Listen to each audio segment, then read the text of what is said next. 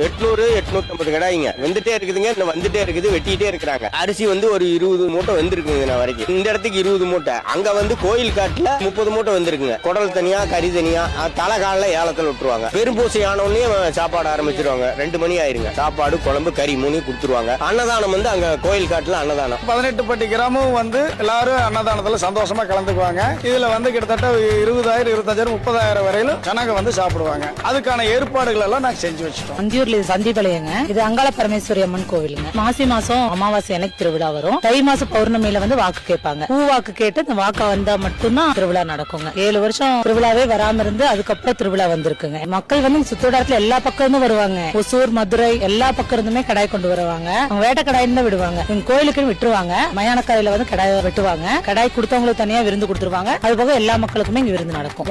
முதல்ல கடாயின்னு சொல்லிட்டு அந்த காலத்துல கொடுத்துட்டு இருக்காங்க. முதல் கடாய் அவங்க தான் கொடுப்பாங்க. ஃபர்ஸ்ட் ஒரே வீட்டுல வெட்டுவாங்க.